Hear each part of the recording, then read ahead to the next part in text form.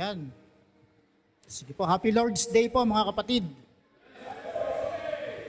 Maraming salamat po sa biyaya ng Panginoon dahil nabigyan na naman po tayo ng isa pang pagkakataon para gamitin ng Diyos sa paghahayag ng kanyang mga banal na salita sa umagang ito. Medyo hinihingal po tayo dahil sige po.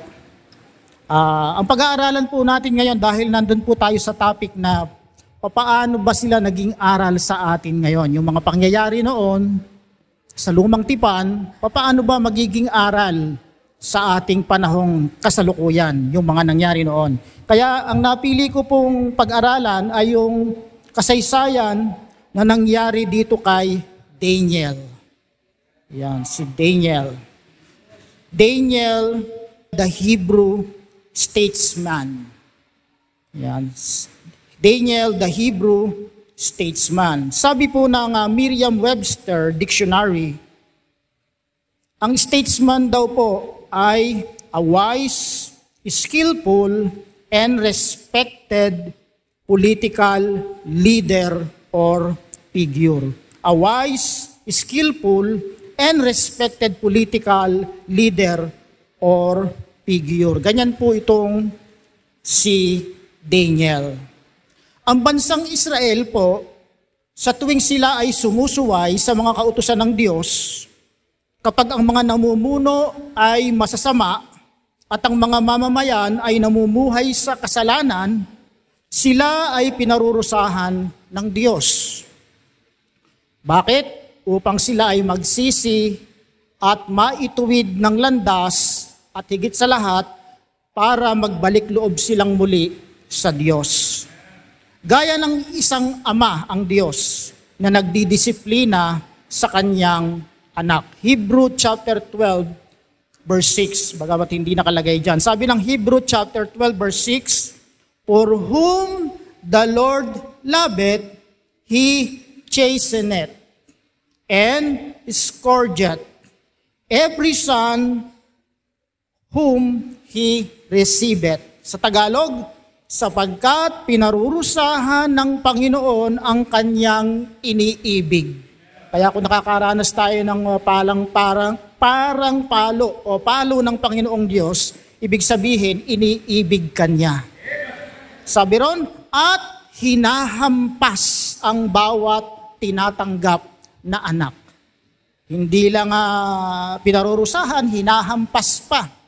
Yan, para talagang ama ang ating Diyos na mamalok. Nangyari ang mga pagpaparusang ito doon sa bayan ng Juda. Yan. Pagkatapos mamatay ni Haring Josiah na tinaguriang the last great king of Judah.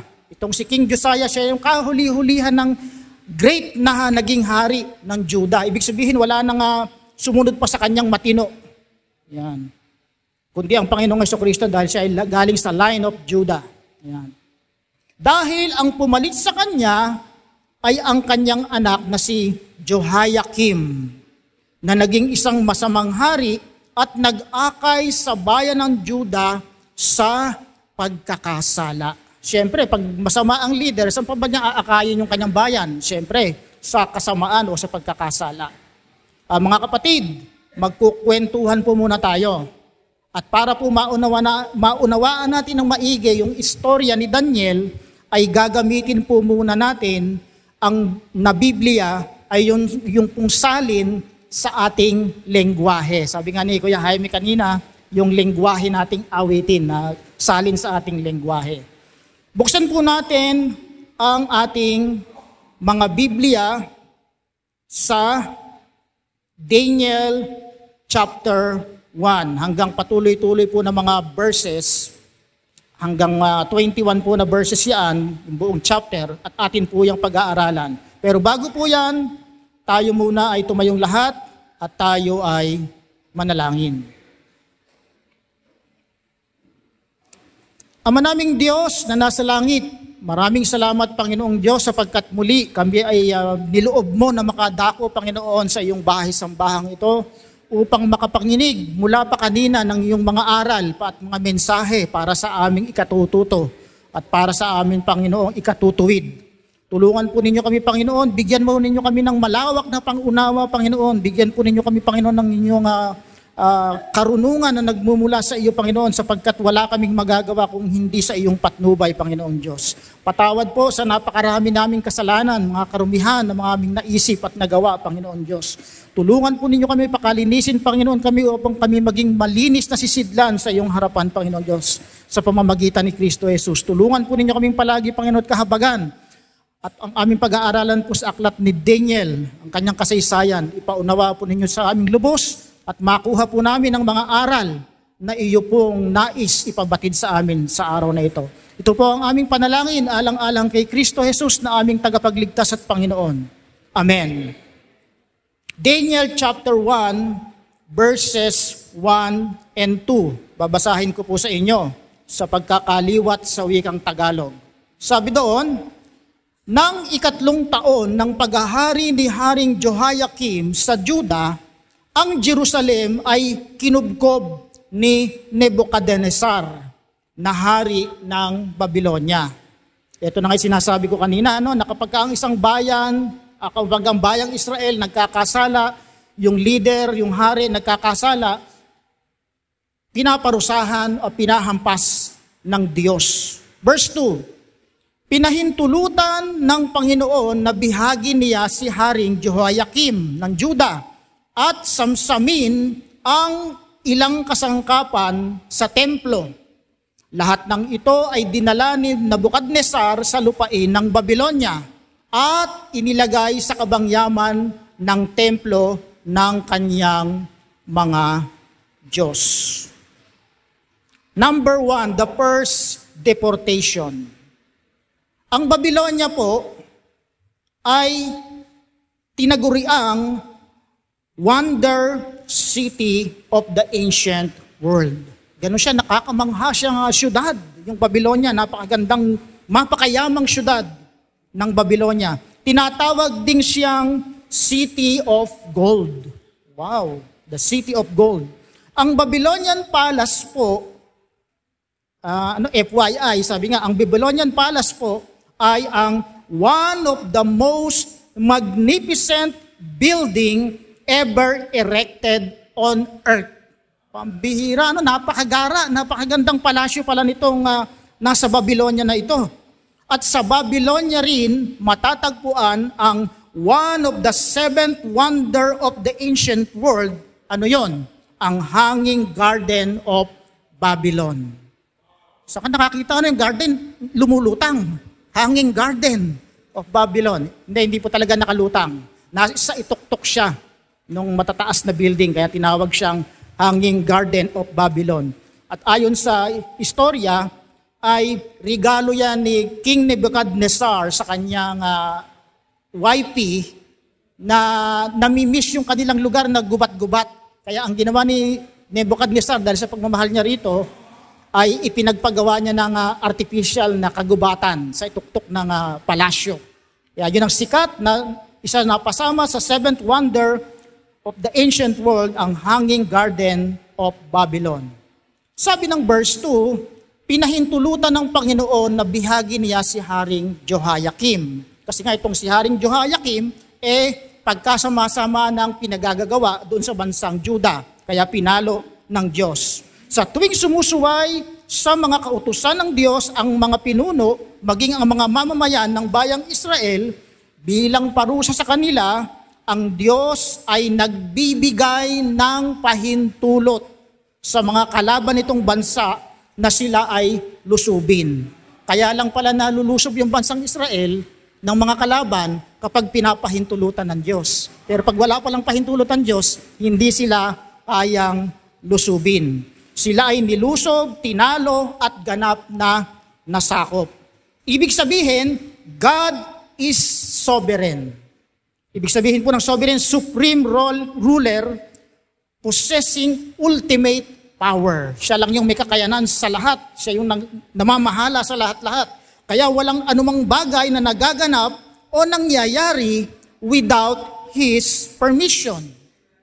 Walang anumang bagay ang nagkataon lamang. Walang tsamba. Lahat ng yan, maging ang history, ay under control ng Diyos. Ang word nga raw po na history ay galing sa salitang His story. Yan, yung His, capital H-I-S, His story. Ang Diyos ang lumililok ng kasaysayan. Verse 2, basahin ko uli, read. Pinahintulutan ng Panginoon na bihagi niya si Haring Jehoiakim at samsamin ng ilang kasangkapan sa templo. Lahat ng ito ay dinila ni Nebuchadnezzar sa lupain ng Babylonia at inilagay sa kabangyaman ng templo ng kanyang mga Diyos. Lahat ng ito ay dinala sa Babylonia. Sino-sino yung mga dinala? Worship articles o mga kagamitan sa pagsamba na nasa loob ng templo. Yung mga gintong palanggana, yung mga gintong kandilaryo, mga gintong mga boxes doon na ginagamit sa pagsamba, dinala lahat doon sa Babylonia. Ano pa? Sino-sino pa mga dinala sa Babylonia? Doon sa beautiful city na yon, wonderful city. Yung mga most beautiful woman. Siyempre, pag maganda yung lugar mo, dapat maganda rin yung mga dinadala mo doon. Yan, ang mga most beautiful woman. Pati ang mga wisest and most talented men ay dinalang bihag sa Babylonia at including Daniel and his friends.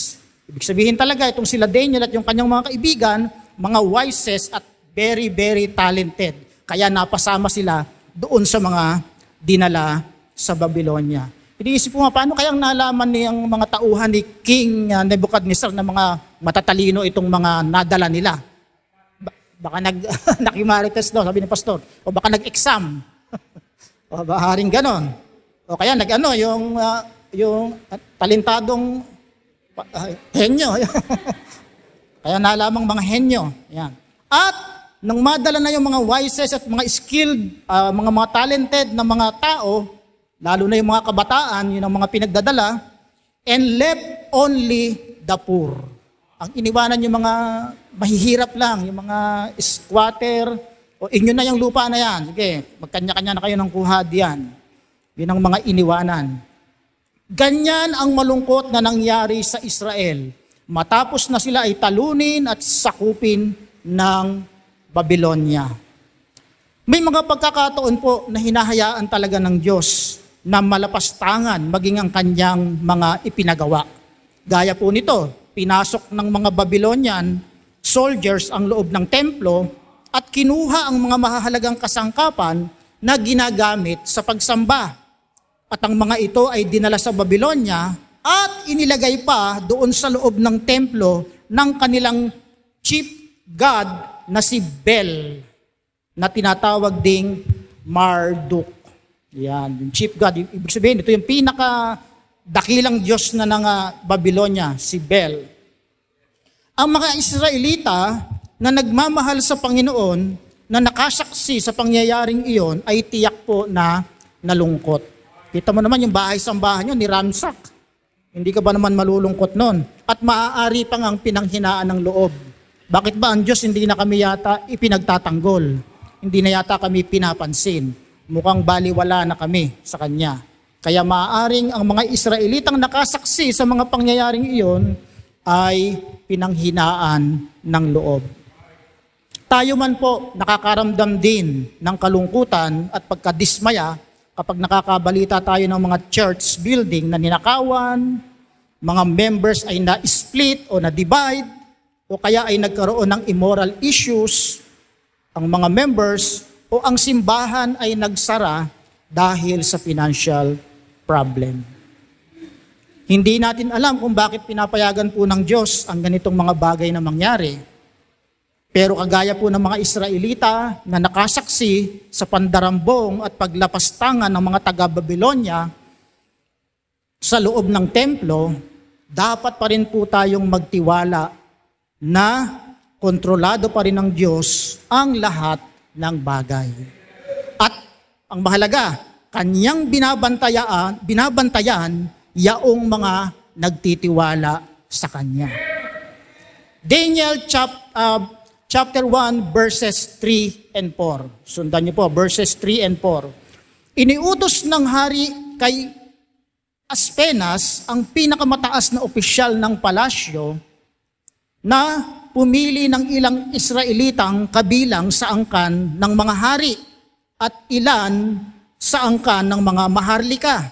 Verse 4, ang pipiliin nila ay ang mga kabataan na walang kapansanan, mga young people, makikisig, matatalino, madaling turuan, may malawak na pangunawa, at karapat dapat maglingkod sa palasyo. Tuturuan din sila ng wika at panitikan ng mga taga-Babylonia.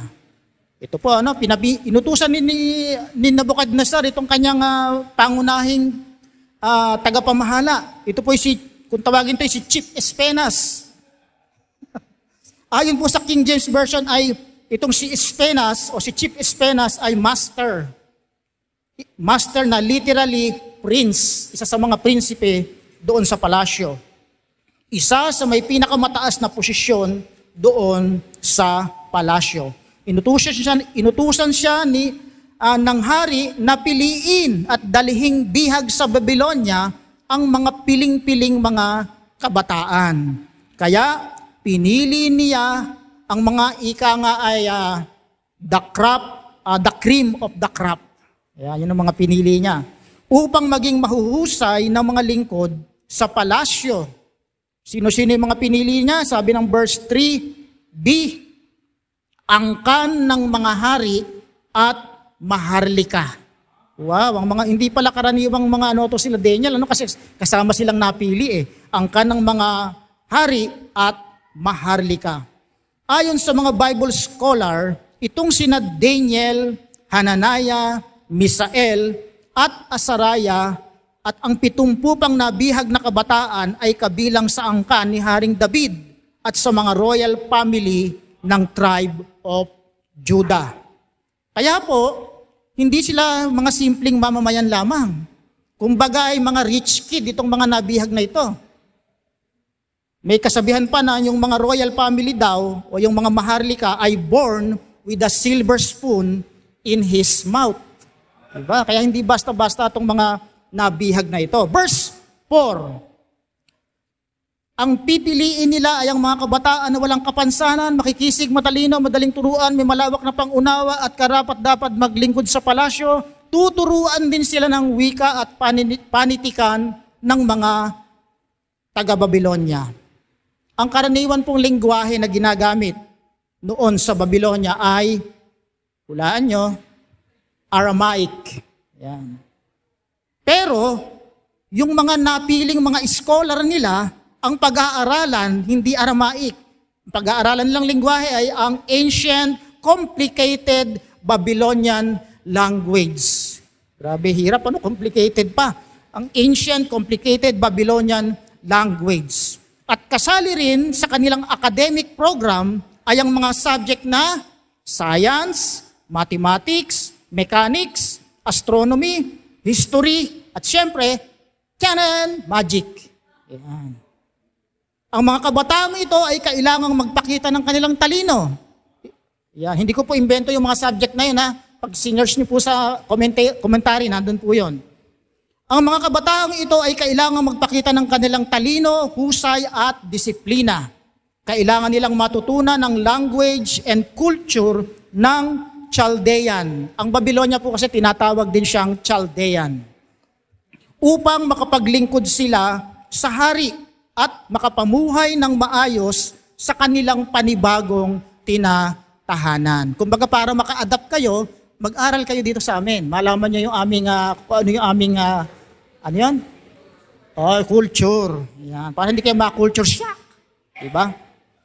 Ang husay talaga ng Holy Spirit, nauugnay pa yung mensahe niya sa atin ngayon, yung tinuro ni Sir Lester kanina, na distinction, separation, and doctrine. Dahil taglay din iyan nina Daniel at ng kanyang mga kaibigan. Isa sa mga technique po ng mga Chaldean o nitong mga Babylonian ay ang brainwashing. Yung nilalaban yung utak, brainwashing.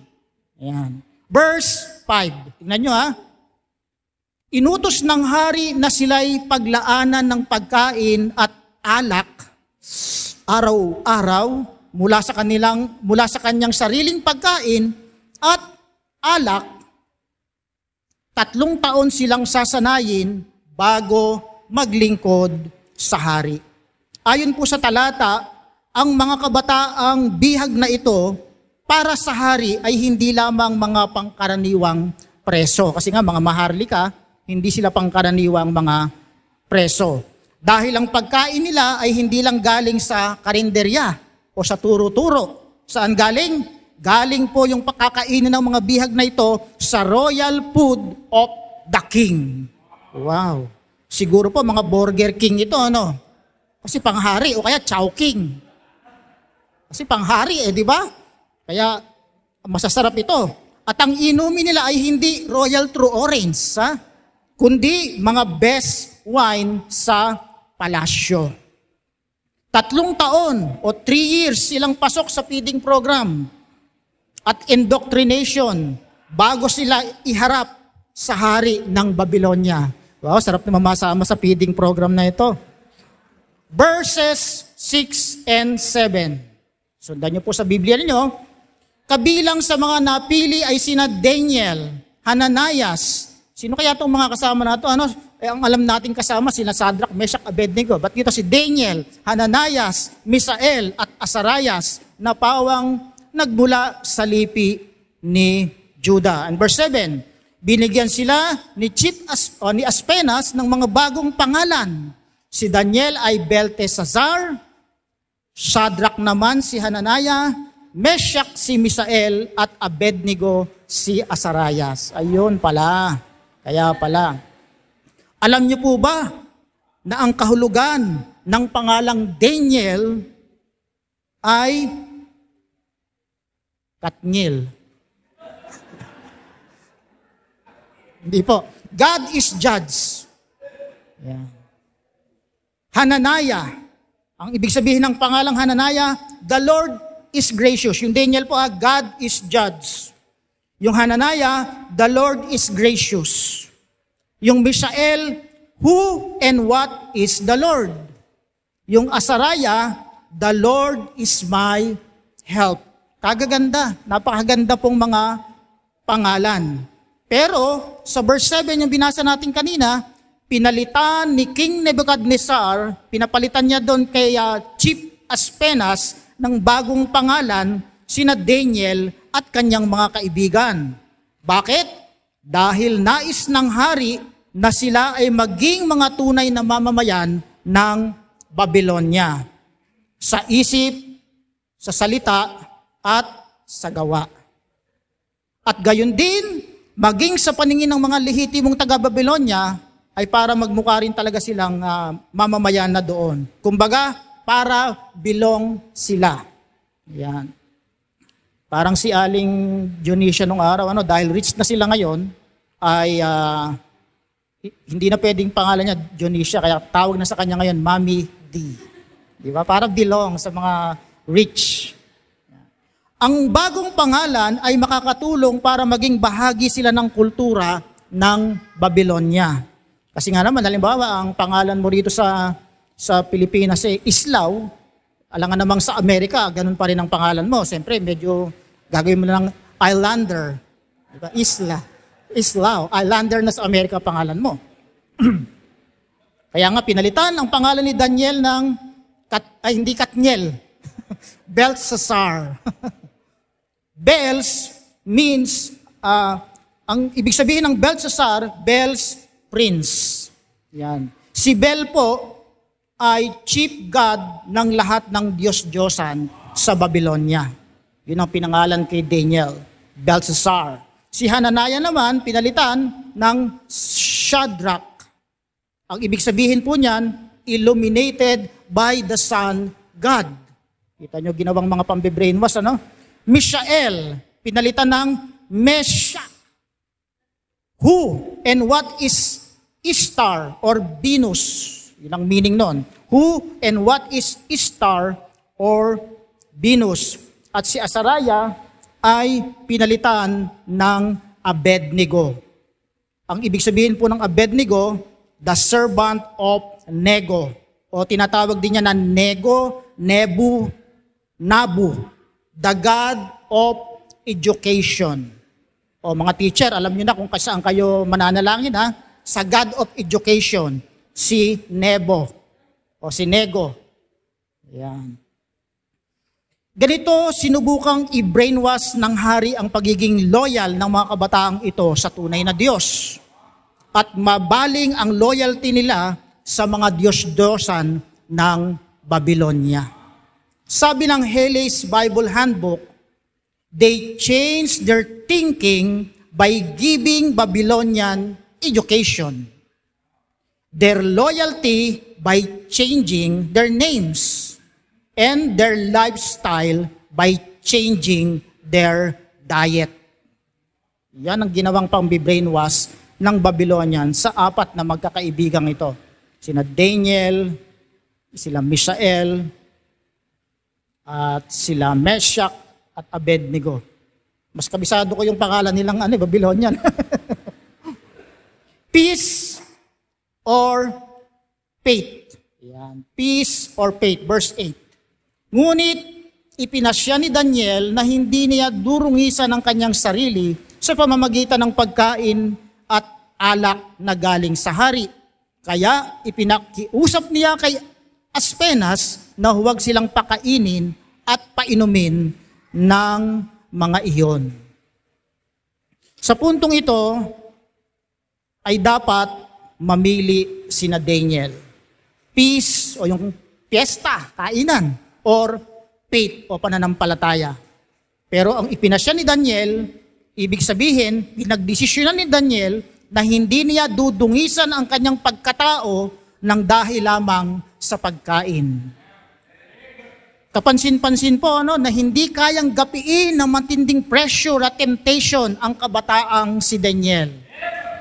Sabi nga ng mga commentator, mga nasa 17 lang daw pataas itong mga kabataang ito. Samantalang kadalasan ng mga kabataan ay napakadaling maimpluwensyahan.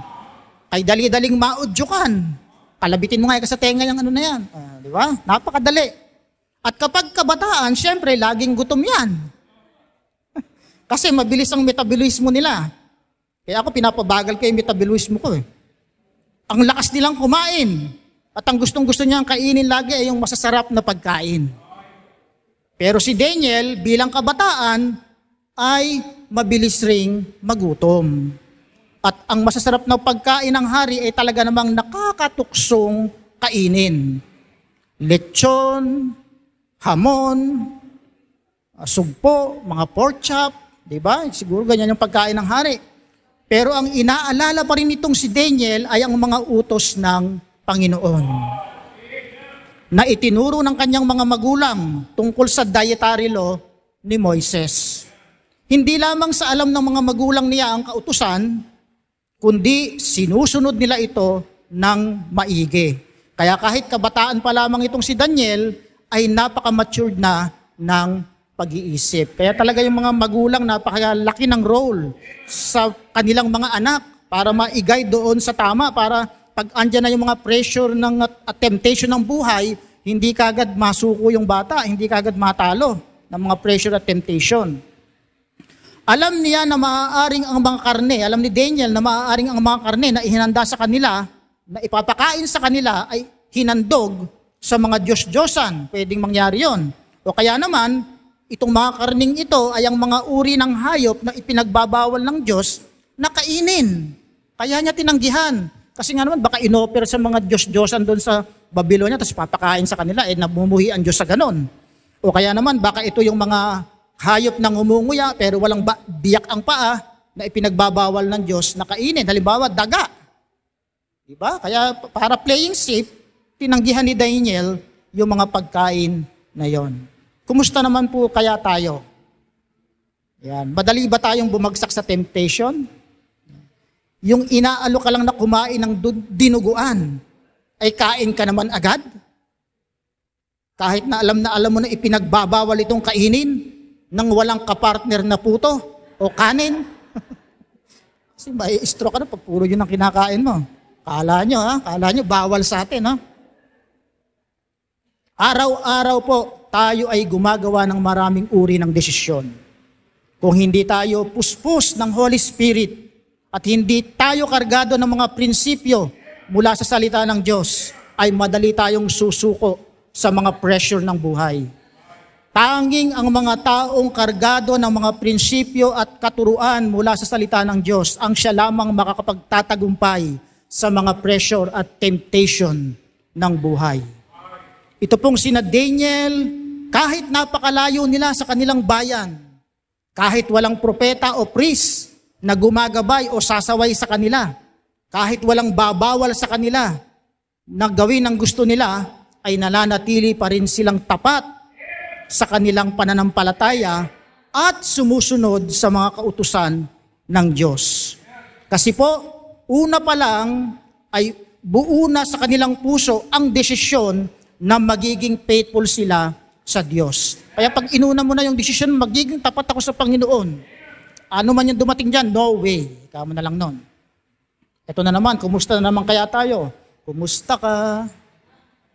Paano kapag wala nang nagbabantay sa mga ginagawa natin?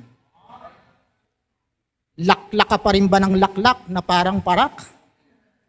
O kung nasa malayong lugar na tayo, patuloy pa ba tayong magiging faithful sa Diyos, sa bayan, at sa pamilya, kagaya ni Daniel? Yan. Verse 9. Mahaba-haba ito hanggang 21, ano? Niloob naman ng Diyos na siya'y kalugdan at pagbigyan ni Aspenas. Dahil sa ginawang paninindigan para sa Diyos nitong si Daniel, ang Diyos ang kumilos upang mabago ang puso ng Babylonian officials na ito. Dahil ang pangako ng Diyos sa Psalms 104 verse 46, Psalms 104:46, He made them also be pitied of all those that carried them captives. Sabi, ginagawa ng Diyos na maawa ang mga bumibihag sa kanila. May pangako pala ang Diyos na gano'n, ano? Verse 10 ng chapter 1 ng Daniel. Ngunit sinabi niya kay Daniel, natatakot lamang ako sa gagawin sa akin ng mahal na hari na naglalaan ng pagkain at inumin ninyo. Kapag nakita na niya na mas mahina kayo kaysa sa ibang mga kabataan na kasing edad ninyo, tiyak, napupugutan ako ng ulo. Sabi ni Kwa, kaya pala ayaw pumayag. Matindi pala ang parusa. Kahit pa naging mabait itong si Chief Aspenas kina Daniel, ay hindi pa rin siya pumayag sa hiling nito.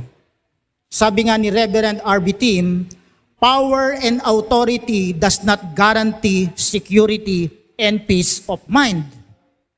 Dahil sabi ng sabi nga nung tito ni Spidey, great power comes great responsibility.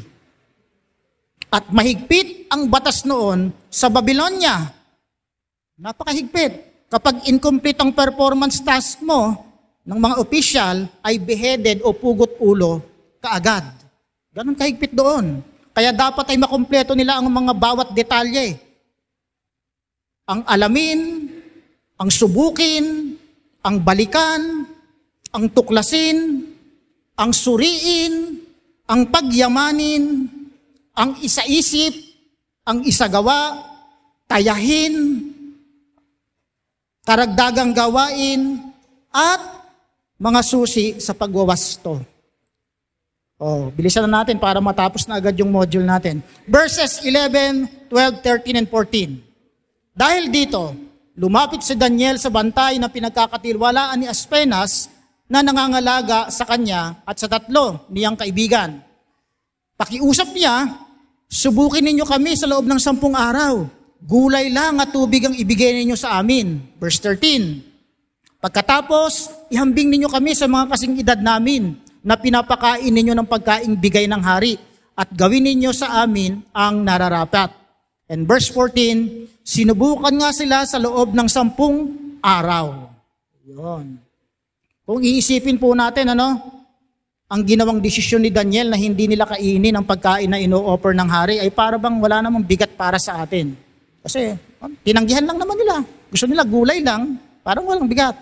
Pero tandaan po natin na sina Daniel at ang kanyang mga kaibigan ay mga bihag lang doon sa Babylonia. bihag ka na nga lang, choosy ka pa. Diba? Ganon katindi. Hindi sila dapat nagdedesisyon kung ano lang ibigay sa kanila dahil bihag sila. Wala silang karapatan. At maaaring ang kahantungan ng pagtanggi nila sa nais ng hari ay ang kanilang kamatayan. Dahil ang sabi nga, ang utos ng hari, hindi mababalik. Pero kita niyo tapang nito si Daniel, ano? Dahil tumanggi sa request ni Daniel itong si Chief Espenas, ang nilapitan ni Daniel ay ang katiwala niya. Ang katiwala ni Espenas o Melsar sa Hebrew. Suggestion ni Daniel, gumawa pa rin ng paraan, ano? Kahit na hindi pinayagan ng pinaka-chief, gumawa ng paraan, itong si kuwan ang lalapitan ko, si Mayor. Yan. Suggestion ni Daniel, mag-i-experiment po tayo. Yan. Kailangan lang natin sa experiment, data notebook. Yan. Para mailista natin yung 10 days experiment na gulay at tubig lang. Walang soft drinks. Yung aking kakainin at iinumin. Tubig lang. At ang kakainin, mga vegetable salad, mga dinengdeng, mga pinakbalt, bulanglang, at syempre, magmunggo tayo pag Biyernes. Yan. Kapag napag-isip, siguro napag-isip-isip nitong katiwala, sabi niya, mukhang hindi naman masyadong mahahalata kung mag-eksperimento sila ng 10 days. Makakatipid pa ako sa budget. Sabi niya.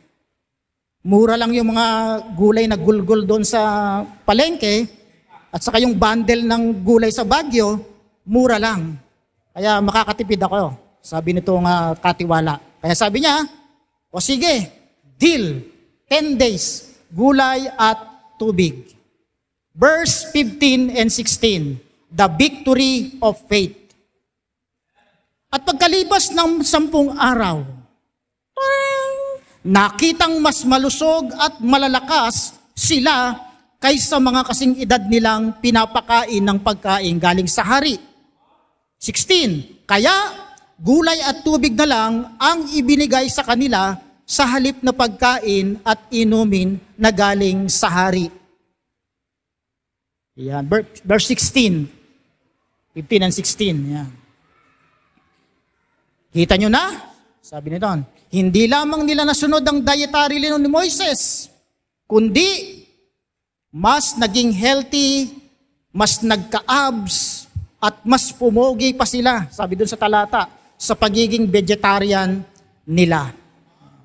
Puro gulay, 10 days gulay at tubig lang. Kami po kasi nasobrahan kami sa gulay. Puro kasi kami, magkakapatid, puro kasi kami gulay noon. At hindi lang po 3 years na puro gulay ang kinain namin noon. Nasobrahan kami sa gulay. Alam niyo naman, pag lahat ng sobra, masama. Kaya hindi namin inabot yung kagaya nila Daniel na pumogi, nagka-abs. Medyo sumama ng konti yung itsura, pero hindi naman sobra. Ayan. Kaya, tagumpay ang experiment. Pasado sa test. Bakit? Dahil ang Diyos ang nangangalaga sa mga tao na nagnanais na siya ay sundin. Ayan. Pagka sinusunod mo na yung Diyos ang sinusunod mo, hindi yung tao, pangangalagaan ka ng Diyos. Sa verse 16 nga niyan, tiba-tiba pa itong sabi doon, thus Messar took away the portion of their meat and the wine that they should drink and gave them false. Naiuwi pa ni Melsar yung mga para sa take out ko, Sharon ko na to yung para doon sa apat. Kaya verse 18, pagkaraan ng 3 taon na itinakda ng hari sa pagsasanay sa kanila, ang lahat ng kabataang pinili na Espenas ay ihinarap niya kay Haring Nabukadnezar. After 3 years, ito pong 3 years na nakapaloob yan sa verse 17 and verse 18, ay ang sa wakas, itong sina Daniel at ang kanyang mga kaibigan ay nag-moving up na.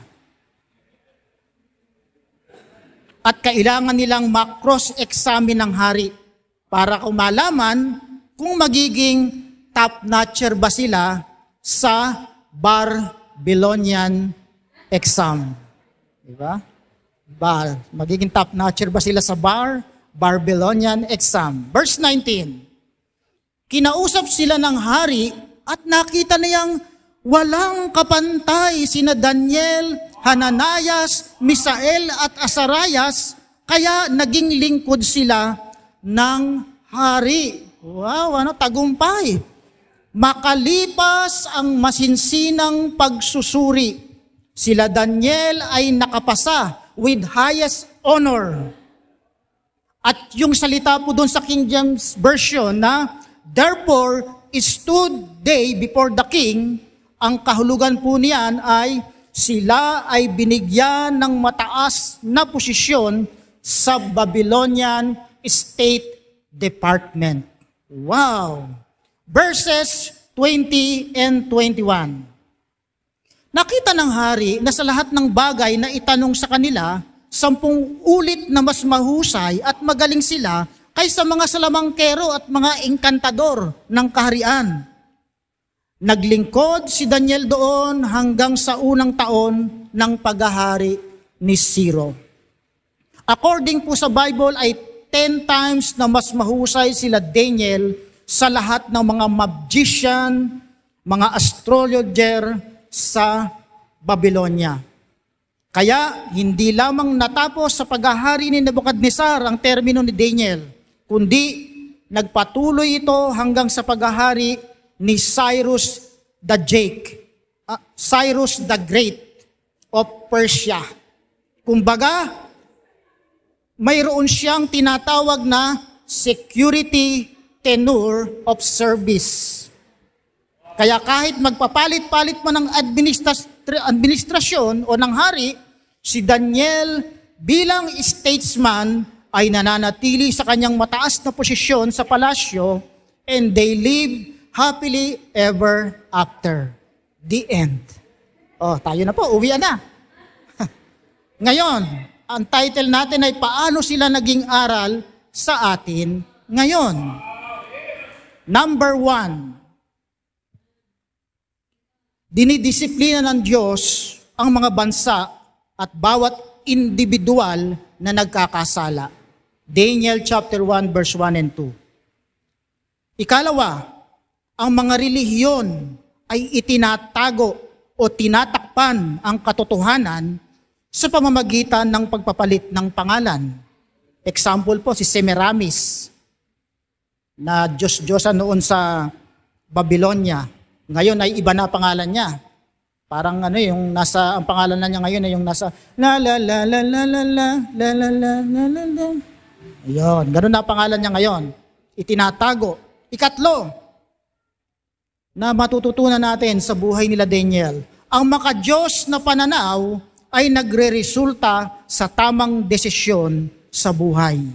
Yan, pagka yung ating pananaw laging makadiyos, yung tsak na hindi tayo magkakamali, kagaya nila Daniel sa ginawang desisyon. Ikaapat, ang mga Kristiyano na kargado ng mga prinsipyo at mga doktrina mula sa salita ng Diyos ay hindi madaling madaig ng mga pressure at temptation. Ikalima, pinararangalan ng Diyos ang mga matatapat na tao. Kita nyo, nalagay sila sa mataas na posisyon kasi tapat sila sa Diyos. Kaya napalagay sa mataas na posisyon sa gobyerno ng Babylonia. Ika-6, may kasabihan po na no man is an island. Kaya madalas, sa kaparusahan doon sa guilty, pati ang inosente ay nadadamay. Kumbaga matutuwid dong sila Daniel, sila Hananias, pero nung parusahan yung bansang Israel, pati sila damay sa naging kaparusahan. Kaya ingat po tayo talaga mga kapatid dahil baka yung mga inosente sa buhay natin, sa parusa sa atin, ay madamay pati sila. Ikapito, God uses prepared people. Daniel 1:20. Kapag handang-handa ka na sa gawain ng Diyos, ikaw ang kanyang gagamitin.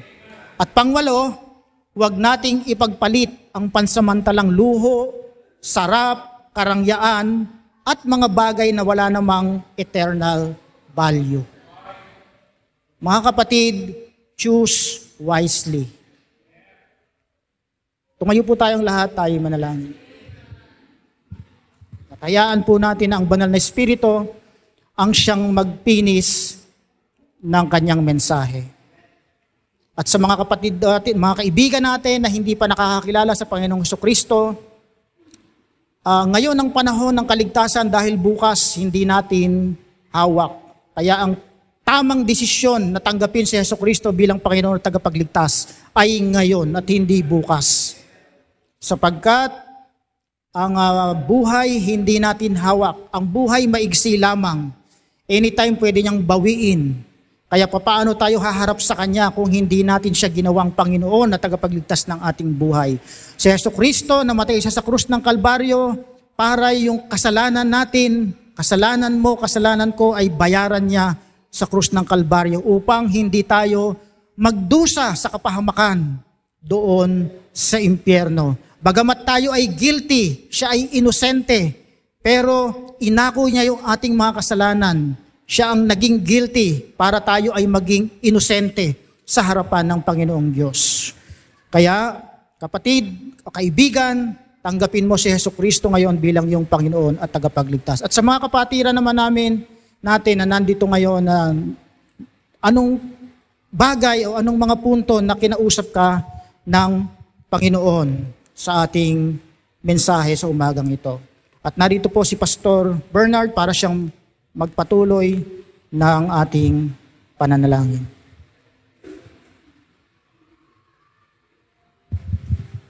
Habang tayo nananalangin, kausapin natin ang Panginoon, maliwanag ang mensahe. Just imagine 17 years old, ganito na manindigan.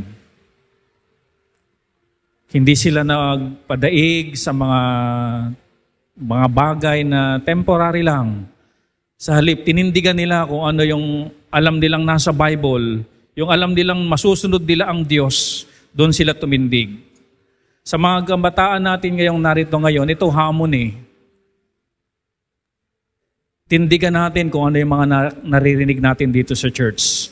Yung mga prinsipyong naririnig natin bilang Kristiyanong kabataan, tindigan natin.